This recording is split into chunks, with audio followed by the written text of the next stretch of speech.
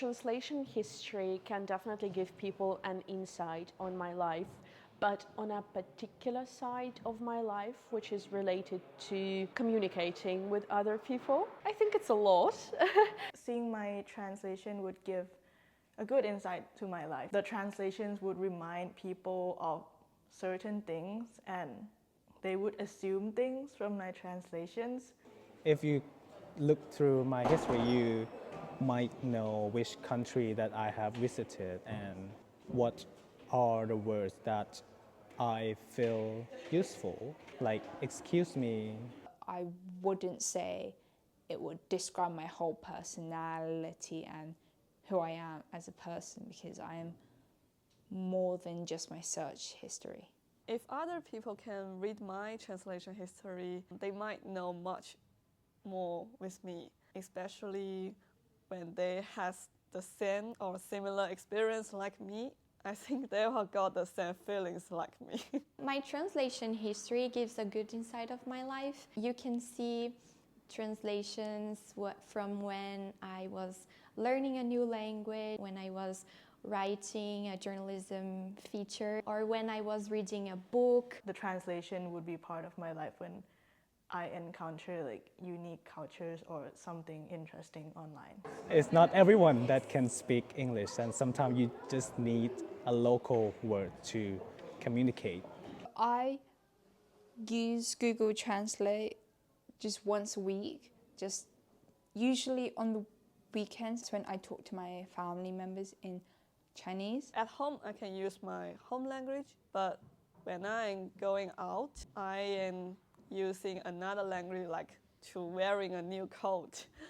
The first word I saw in my translation history is bruise, which in Russian sounds like синяк. I translated it because I got one. I wanted to speak about that, and I wasn't quite sure about the translation, so I just wanted to double check. Fragrance-free, color-free, generous size, cleansing, flower, moisturizing. It's a translation when I was trying to use the makeup oil remover that my mom gave me. The packaging is all written in Japanese, so I was like curious about the ingredients and how to use it. When I visit some countries, I will find the word that I feel like it's gonna be very helpful for me, and excuse me is one of the words that I always use. Does it say that I'm polite? Constellation. I learned this word from our class a lot because some of my classmates really fascinating about this. What's your constellation and how's your personality? Back in December, I translated from Portuguese Guaraná e Caju, which in English means Guaraná and cashew. I was writing about this girl's project. She's doing jewelry inspired by the Brazilian fruits. This is a word I actually never heard before, but it's a staple in Russian culture. It's called stump in English. In Russian, it's пенёк. We have this famous fairy tale for kids. The starting point of this is on a stump. Unless the grain has been moved, it remains alone, but if it is dead, it brings forth much fruit. I was visiting the catacombs in Paris, and there were these signs placed on the walls next to the skulls of all the dead people, and there were like quotes about death. Scusa, coupe. This coupe, like this. But I don't think I use this word because I don't know, it's hard to pronounce, so I still using excuse me and people still understand. Last weekend, we spoke about Christmas because in China, they don't really celebrate Christmas as much as they do in England, so there is a big difference. To say turkey in Chinese is 火鸡. Falafel. She asked me if I want to try, and I try a little bit. It's better than I think, and I asked her the name. She said it, and I go to the translation app, but she laughed at me because she said it doesn't work on translation app. She just described this word to me because it's like an Indian Indian word, I think Indian food. It's nice because it's hot. I don't like cold food.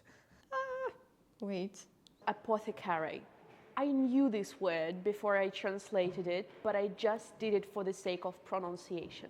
It's apothecary, thank you. I see it everywhere, like fancy pharmacies, French pharmacies. Just also wanted to sound exciting and sophisticated. On the 18th of June, I've had more of like single words. I think I was reading books. Typically, when I'm translating singular words, it's mostly from books I read. L'addition s'il vous plaît, which just mean check please. I found it quite fascinating to translate what going from English to Chinese, because the more I wrote it out, the more the words stuck. Now I can understand people having a full-on conversation in Chinese and they're very surprised I can understand them. Both my parents and my family in China are really impressed. I translate the pasta, snack, mackerel. Maybe it's the day I go out for shopping to buy like my whole week's food I need. Mackerel is the fish I like in UK. Rich DHA. At the beginning of the course, when we were all getting to know each other, we created this group chat on WhatsApp, and everyone was like writing so fast, and I didn't know when one of the girls wrote resting aloof face. I didn't know what that meant, so I had to quickly translate, use the app to translate that and keep the conversation flowing. You think you know the word, but you're not 100% sure and you just don't want to sound dumb. There are a lot of times that I'm not sure if the thing in my head makes sense, and I like to check it with Google Translate. If it translates and it still makes sense in another language, then I have more trust in myself that okay, the thing that I'm about to say, it will make sense to another person. Here to here is the name of my friends in class, and I just want to hear like the Thai accent of my friend's name. Sharia. It's Shriya, but when I wrote in Thai, it's Sharia. On July 12th, I translate 五瓣玫瑰 into 5 petal rose. It's the name of the song that my favorite singer. I share it on Instagram that day and also use these English words. Exposing my translation history to other people, I definitely feel exposed. Not in a bad way. It's interesting when someone is asking you about an aspect of your life no one else notices. Now, sharing my translation history, I feel I have went back down a short memory lane, I guess, like of this year. It's fun to kind of recap the things that has happened so far.